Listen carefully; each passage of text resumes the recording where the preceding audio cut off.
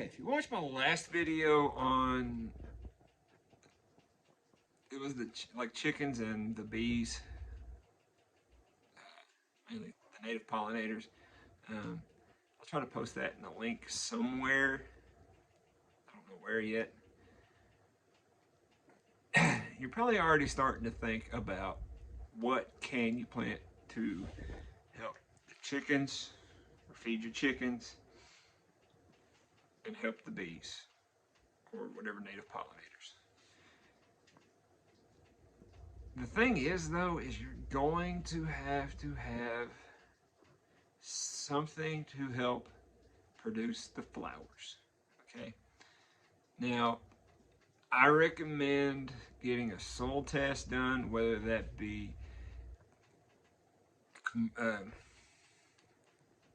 the Ag Extension Agency or a soil lab. That's the best. But if you want to have fun and you want to do your own soil test, I mean, that's okay too. One of the things that you are going to realize after years of doing this, I'm just going to tell you now, it takes a lot of potassium and phosphorus for you to produce that flower. Okay. And this goes with anything. Apples, pears, virtually any fruit tree really. Anything in the squash family, so squash, pumpkins, cucumbers, all that. Soybeans, green beans, pole beans, any type of bean that produces a flower, you're going to have a lot of phosphorus being uptaken. It's different for each plant. Potassium too, but it's different for each plant. What I recommend doing this fairly inexpensively, though it is very expensive to initially start it, is get you a wood stove. This is my wood stove. This is what I have. Okay, I got the exhaust fan. I just started this, so everything's kind of cold right now, so nothing is going. But I get a lot of this product here. You get a lot of this. This is wood ash. Now, wood ash contains about 1% phosphorus and 3% potassium. Now that's K2O potassium. Okay, so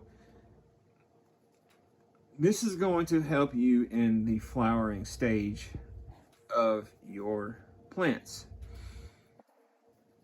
But do not put this on during the flowering stage of your plants, because phosphorus and potassium does not move through the soil whatsoever.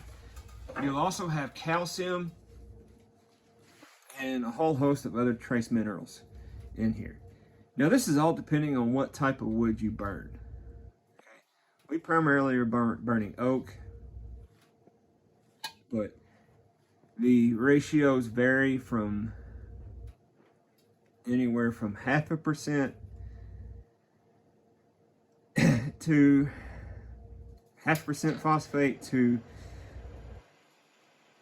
2% phosphate, and it's about the same with the potassium. Varies that much. So, but this is still going to help with the flowering stage of any of your plants. I think I mentioned earlier in the video, do not apply this just on top of the soil. During the flowering stage, you kind of want to either dig it in or apply before the flowering stage. You can apply during the flowering stage, but you're not going to get the effect of the wood ash until that very next year, because phosphorus and potassium do not move through the soil. Now, if you have sandy soil, yeah, it's going to move, obviously. But if you have heavy clay soil,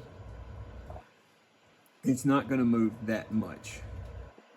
So, use this.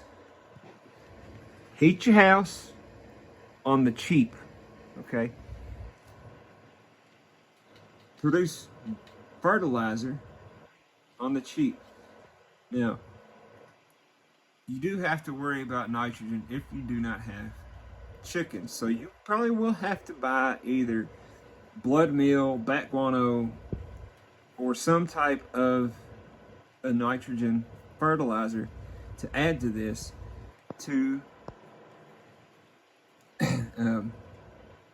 get nitrogen in your soil, because this contains no nitrogen whatsoever. Basically through the burning process, nitrogen is given off and released into the atmosphere.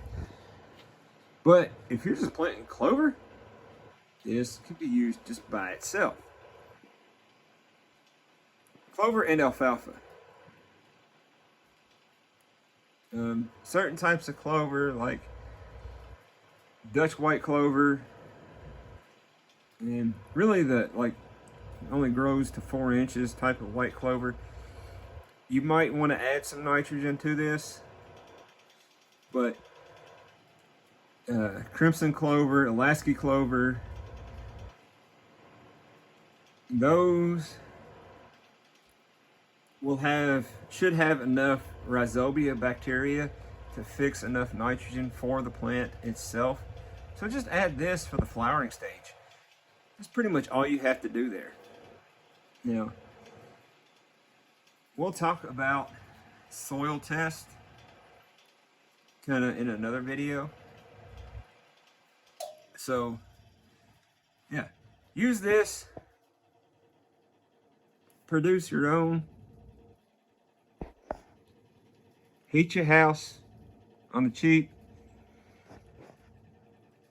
but definitely use this for something. Don't just waste it. That's all I got to do. That's all I got. See you later.